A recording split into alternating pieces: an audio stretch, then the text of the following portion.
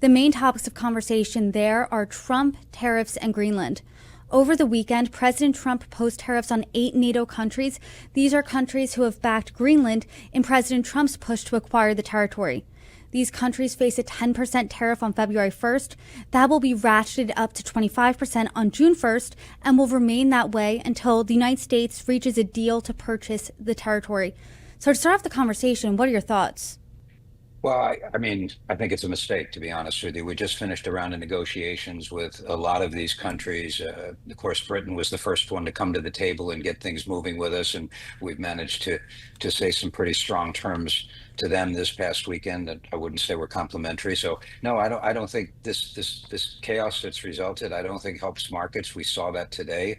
You can't directly say that the Japanese bond sell-off is the result of this, but on some level, there's a connection, and I'm concerned that it works its way across the water and over to us as well. Our bond market, as I've said to you in past interviews, our bond market is more concerning to me than our stock market, and the stability of that bond market is really important. I hope it continues to stay that way.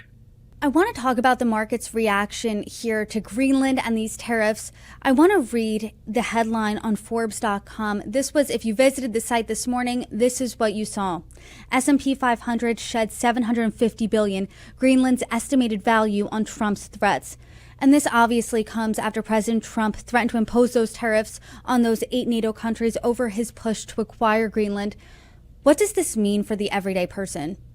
Yeah, well, I think for the everyday person, not that much, other than the ones that are looking at their statements on a 401k. This could be the genesis to the catalyst rather to the sell-off that people have been waiting for.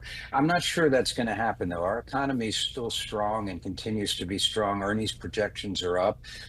I don't think this international chaos helps the situation. I've always felt that if we had any kind of protracted sell-off, it would be a self-inflicted wound. I'm not ready to diagnose it as being such now, but I think we're getting closer to those types of things.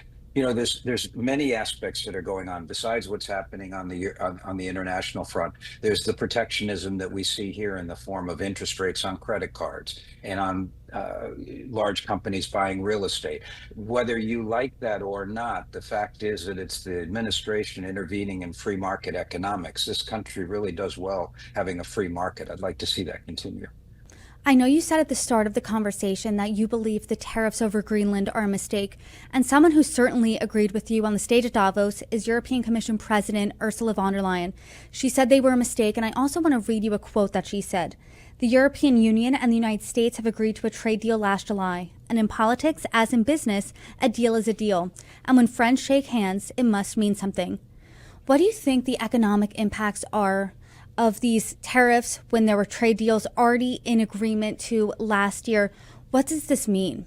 The most important language in international negotiations and relationships is the word trust, right? And it chips away at the trust that we've managed to establish with countries over the last, pick a number, 80 years with the advent of NATO after World War II. I don't think this helps those types of things at all. That's what I worry about. And I think we see that playing out just in the example of the Canadian Prime Minister as we speak, making a deal with China in areas where they would have done that first with the United States. So it's wrong to think this way, that we are the strongest economy in the world, but we're not the only economy. And so eventually you can start to push your allies away from you. And I worry about that more than anything else. It seems like some of our allies are getting pushed away from us. Some have said at Davos, no, the United States is still a friend. We see them as an ally. Others, not so much. When the Belgian prime minister said that the United States isn't behaving like an ally right now, long term, does that concern you? I mean, what are the economic impacts of that? Well, it does concern me, and I mentioned to you off camera that I was born in Europe. I have a lot of relatives in Europe. I spoke to them over the weekend. I would use the term shell shock to describe them. Some of them are in pretty important positions in business and in politics, and all of them say the same thing. They're just stunned that they're being treated this way. And I think every one of them mentioned the same thing to me. They go back to the vice president's comments earlier this week, calling Denmark a bad ally. On a proportional basis, Denmark lost a lot of people in wars that they joined to help our causes, help international causes. So I don't think you throw around terms like that loosely. Bad allies is not a good way to continue to build trust.